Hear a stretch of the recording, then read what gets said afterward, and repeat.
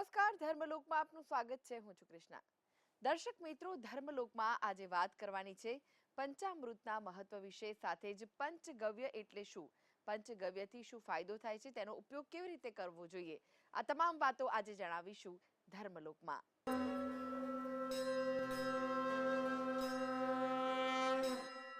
તો આ વિશે જ વધુ માહિતી માટે આપણી સાથે જોડાયેલા છે જાણીતા જ્યોતિષાચાર્ય ડોક્ટર હેમિલભાઈ લાઠિયા. હેમિલભાઈ, ધર્મલોકમાં આપનું સ્વાગત છે. નમસ્કાર. હેમિલભાઈ, આજે આપણે દર્શક મિત્રોને પંચામૃત અને પંચગવ્યનું મહત્વ દર્શાવવાના છે. ત્યારે પંચામૃતનું શું મહત્વ છે? કારણ કે દરેક પૂજામાં પંચામૃત લેવામાં આવતું હોય છે, પ્રસાદ તરીકે રાખવામાં આવતું હોય છે. શું મહત્વ રહેલું છે પંચામૃતનું?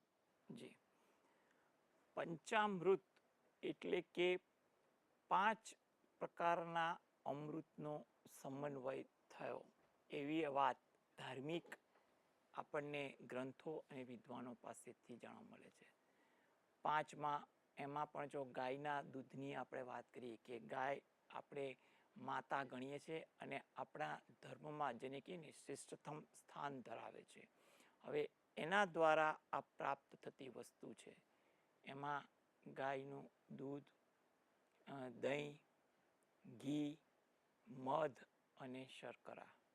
હવે આ વસ્તુ આપણે સમજવાની છે કે આ 5 પ્રકારના જે અમૃત છે એ કેમ કે ગાયમાંથી જ પ્રાપ્ત થઈ અને એનું મિશ્રણ, એની પણ એક સમજણ ઘણીવાર કોઈ વિદ્વાન પાસેથી મળી જતી હોય છે.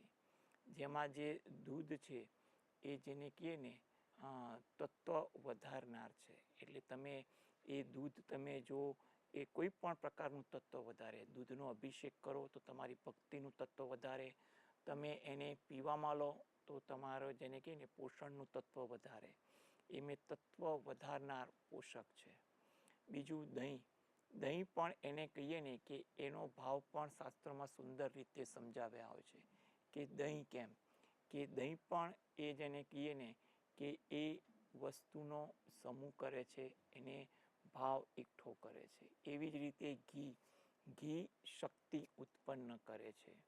હવે આ તો વસ્તુ સમજ્યા. આ મધને પણ ખાસ વસ્તુ સમજવાની છે. એ કુદરતમાંથી મળેલી વસ્તુ છે.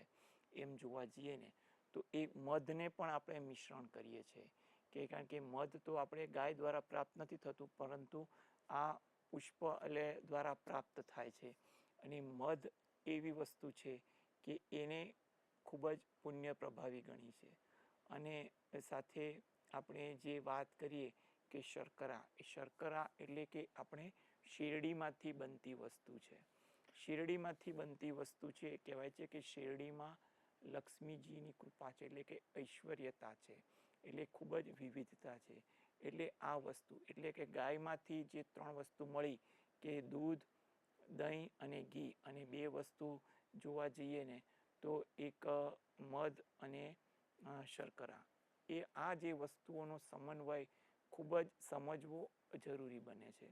એટલા માટે આ પંચામૃતનું આપણને મહત્વ વિશેષ છે. જે આપણે એના શાસ્ત્રમાં જોવા જઈએ ને તો એના વિધાન મુજબ અમૃત તુલ્ય ગણ્યું છે.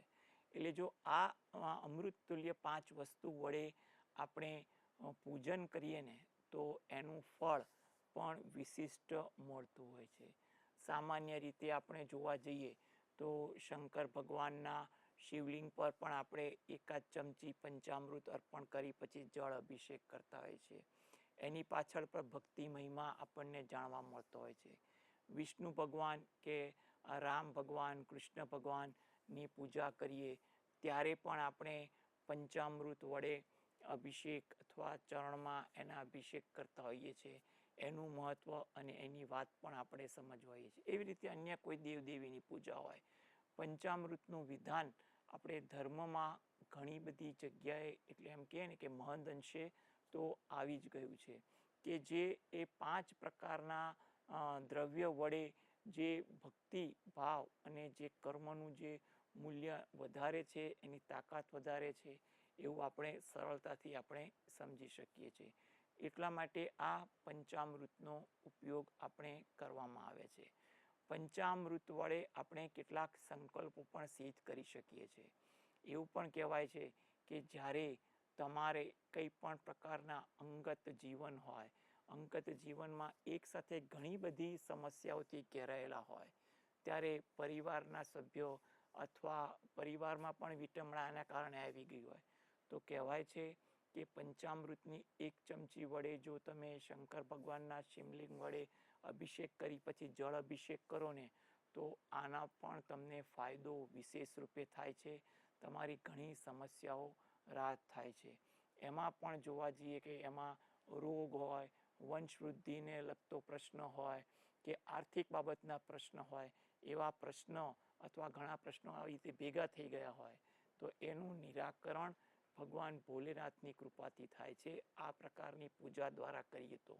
તેવી જ રીતે આપણે પંચામૃતનો ઉપયોગ ચરણામૃત તરીકે પણ કરીએ ને, તો કહેવાય છે કે આપણું અંતર્મન શુદ્ધ થાય છે અને આપણા શરીરની બાહ્ય ઉર્જા પણ શુદ્ધ થાય છે, જેના કારણે આપણે એવું કહેવાય કે આપણા જીવનની ગતિ નિર્ધારિત રહે છે.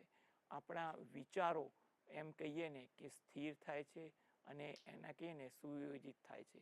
એટલે આ પ્રકારની પંચામૃતની ઉપયોગિતા ધાર્મિક બાબતે થાય તે એકંદરે આપણા જીવનના કલ્યાણ માટે છે. હેમિલભાઈ, પંચામૃતનું મહત્વ તો તમે સમજાવ્યું, પરંતુ પંચગવ્ય શું છે અને તેનું શું વિશેષ ધાર્મિક મહત્વ રહેલું છે?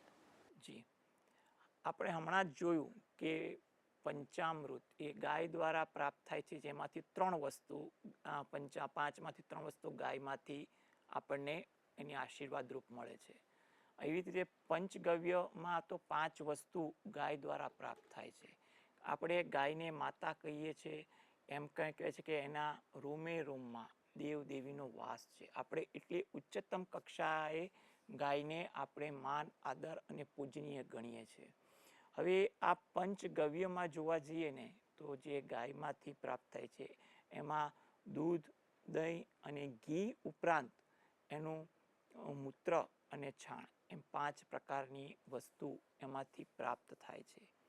ગાયના દૂધમાંથી પણ જે ઉપયોગમાં આવે ને, એ ગાયનું દૂધ ઘણીવાર કેટલાક વિશિષ્ટ પૂજન અને હવનમાં ખાસ આગ્રહરૂપ બને છે. જે આયુર્વેદિકની દ્રષ્ટિએ પણ ઘણા લોકો કહે છે કે ગાયનું દૂધ પણ પૌષ્ટિક છે જ, એના ઘણા કારણો એ લોકો સમજાવતા હોય છે. તેવી જ રીતે એ દહીં એના માટે કે એ દહીંનો પણ ભાવ શુકનમાં વધારો કરે છે, એમાં આપણા કાર્યને એને ચૈતન્યમય બનાવે છે. એટલે એ દહીંનો ઉપયોગ એ આપણા કાર્યના સંકલ્પ શક્તિને પણ દ્રઢ કરે છે, એવો ભાવ બતાવે છે. તેવી જ રીતે જો ઘીની વાત કરીએ ને, તો ઘી પણ એટલું પ્રભાવશાળી છે, ઉર્જાશાળી છે. એ ગાયનું ઘી આપણા માટે ઉપયોગમાં લઈએ તો પણ ઉર્જા આપે છે, સાથે સાથે હવન આદિ કાર્યોમાં પણ ઉપયોગમાં આવે છે. કહેવાય છે કે ગાયનું ઘી હોય અને સાથે જે છાણા હોય ગાયના, એ બંને વસ્તુ જ્યારે હવન કુંડમાં જે આપણે કાષ્ટ સાથે ઉપયોગ કરીએ છીએ ને, ત્યારે જે ઉર્જા ઉત્પન્ન થાય છે ને, એ ઉર્જા ઘણી સકારાત્મક હોય છે. એટલે એ સકારાત્મક ઉર્જાથી વાતાવરણ પણ શુદ્ધ થાય છે. પહેલાં તો ઘણા ઘરોમાં ગાયનું લીપણ પણ કરવામાં આવતું હોય છે, કે એ લીપણ દ્વારા પણ એવા છે કે ઘણા બધા જંતુઓથી રક્ષણ મળે, કારણ કે ગાયના છાણમાં એ પ્રકારની વસ્તુ રહેલી છે. એ શુકન પણ ગાય માતાના હિસાબે ગણાતું પણ હોય છે, એટલે લીપણ પણ કરવાનું હોય છે. અત્યારે પણ જમાનામાં જોઈએ ને, તો જ્યારે મનુષ્ય દેહ ત્યાગ કરે છે, ત્યારે એને ભૂમિ પર શયન કરાવતા પહેલાં ગાયનું છાણનું લીપણ કરાવે છે. એના પાછળ પણ ઘણા વૈજ્ઞાનિક અને ધાર્મિક દ્રષ્ટિકોણો રહેલા છે, કારણ કે એ ગાયનું છે એટલે પવિત્રતા છે, અને એમ કહેવાય કે છાણનો ભાવ છે એટલે એમાં જે તત્વો હોય તો કહેવાય નાની નાની જીવાતથી પણ રક્ષણ, એટલે આનું વિસ્તૃત સમજૂતી છે. તેવી જ રીતે આપણે ગૌમૂત્રની જે વાત કરીએ, તે કે ગૌમૂત્રમાં પણ કેટલાક એવા તત્વ જે છે, એમાં એવું કહેવાય છે કે એ આયુર્વેદિકમાં પ્રત્યક્ષ કે પરોક્ષ રીતે પણ જેને કહે ને ઉપચારમાં ઉપયોગી થાય છે. એટલે એને કારણે એક ઔષધિ રૂપ પણ એનો ભાગ ભજવવામાં આવે છે. તદ ઉપરાંત કેટલાક વિદ્વાનો એમ પણ જણાવે છે કે ઘરમાં જ્યારે કંઈ પણ પ્રકારના વાતાવરણ તંગ થઈ જાય, એટલે કે વિચારોને કારણે, કંઈ પણ ઉગ્રતાને કારણે, ગ્રહયોગને કારણે, તો ગૌમૂત્રના 2-4 છાંટા ઘરના તમે છંટકાવ કરો ને, તો ત્યાં આ પ્રકારના ઉપદ્રવ ધીરે ધીરે શાંત થાય છે. કંઈ પણ પ્રકારના દોષ હોય ને એ દોષ શાંત થાય છે. પછી તમે સ્વચ્છ પાણીથી તમે પોતા કરી શકો છો. તેવી જ રીતે ઘણા લોકો કોઈ ભૂમિની ખરીદી કરવા નીકળ્યા હોય અને એ ભૂમિ લાગે કે ઘણા વર્ષોથી અવાવરું છે, કે કંઈ પણ પ્રકારનું તમારે ત્યાં કાર્ય કરવા માટે ભવિષ્યમાં એને સ્વચ્છ કરવાની હોય, ત્યારે પણ એ જગ્યાને સ્વચ્છ કરે, એટલે ઝાડા ચોખડ સાફ કરી દે અને પછી જગ્યા થોડીક ચોખ્ખી થાય તો ગૌમૂત્રના છંટકાવ અને કેટલાક પુષ્પના છંટકાવ કરે છે, જેથી કરીને ભૂમિમાં રહેલા દોષ હોય ને, ઉગ્ર દોષ કે નકારાત્મક દોષ શાંત થાય, એવી પણ માન્યતા ઘણી જગ્યાએ સાંભળવા મળે છે. એટલે ભૂમિપૂજન પહેલાં પણ આ પ્રકારનું ગૌમૂત્રનું છંટકાવ કરીને ભૂમિને ખૂબ જ શુદ્ધ અને પવિત્ર કરવાનો પણ ભાવ છે. કારણ કે ભૂતકાળમાં એ જમીનમાં ક્યાં શું થયો એનો ઇતિહાસ પણ ખબર ના હોય, એટલે એ ભાવ પણ ત્યાં ગૌમૂત્ર દ્વારા જોવા મળે છે. એટલા માટે આ પંચગવ્ય જે છે એ આપણા માટે આશીર્વાદરૂપ છે. કેમ કે કારણ કે એ ગાય દ્વારા પ્રાપ્ત થાય છે અને ગાયમાં કરોડો દેવ દેવીનો વાસ છે. એમ પણ કહેવાય છે બીજા અર્થમાં કે રોમે રોમમાં ગાયમાં દેવતત્વ રહેલું છે. આને કારણે આપણા માટે એ પૂજનીય છે, આશીર્વાદરૂપ છે, અને એના દ્વારા પ્રાપ્ત થયેલી વસ્તુ જે છે એ આપણા જીવનમાં ઉપયોગી છે. અને સાથે સાથે આપણે જેમ ગાયને પણ શુકનવંતી ગણીએ છીએ, લાભકારી ગણીએ છીએ, આશીર્વાદરૂપ ગણીએ છીએ, તેવી રીતે આ વસ્તુ આપણા માટે પણ કોઈ કાર્ય માટે પ્રભાવશાળી અને શુકનવંતી ગણાય છે. એટલા માટે જ આપણે ત્યાં પંચગવ્યનું પણ ખૂબ જ મહત્વ રહેલું છે. એનું કાર્ય કઈ વસ્તુનું એ જુદા જુદા બાબતે જુદી જુદી જગ્યાએ જુદી રીતે આપણને જોવા મળતું હોય છે. કેટલીક જગ્યાએ પણ એવા ખાસ વિધાનો જોવા મળે છે જે તંત્રશાસ્ત્રના વિદ્વાનો સમજાવતા હોય છે કે ગાયના છાણમાં તમે ગાયનું ઘી લઈ ઊભી વાટનો દીવો તમે કરી અને કોઈ જગ્યાએ તમે કોઈ કાર્ય હેતુ માટે એનું કામ કરો ને, પ્રાર્થના કરો ને, તો પણ એ વસ્તુ ફળદાયી થાય છે અને નિસ્વાર્થ ભાવનાથી થાય છે. આમે ગાયના છાણાનો ઉપયોગ લીપણ સાથે હવનમાં તો થાય જ છે, એટલે હવનમાં પણ એ ઉપયોગી છે. કારણ કે હવનમાં એ કહેવાય છે કે કોઈ એવી રાસાયણિક શક્તિ હોય કે જે અગ્નિને આહવાનમાં એ મજબૂતાઈ આપે છે અને પવિત્રતા આપણે ગણીએ છીએ. એટલે આવા વિવિધ પ્રકારના માધ્યમો, એમાં દરેકે દરેક વસ્તુનું આપણને ખૂબ જ વિસ્તૃત વર્ણન છે. આપણે સંક્ષિપ્તમાં વાત કરીએ, પરંતુ એના દરેક મુદ્દા ખૂબ જ વિસ્તૃત રીતે વિદ્વાનો સમજાવતા હોઈએ છીએ, અને એ દરેક મુદ્દા પર જો આપણે ધ્યાન આપીએ ને, તો આપણા જીવનમાં આ પંચગવ્ય શું છે ને કેવી રીતે કામ આપે ને, જો એ આપણને ખ્યાલ આવે ને, તો પણ આપણું જીવન ઘણું ઉજાગર થાય તેવું આપણે કહી શકીએ. હેમિલભાઈ, તમે ધર્મલોકમાં ઉપસ્થિત રહ્યા દર્શક મિત્રોને જે પંચગવ્ય અને પંચામૃતનું મહત્વ સમજાવ્યું તે માટે આપનો આભાર. નમસ્કાર.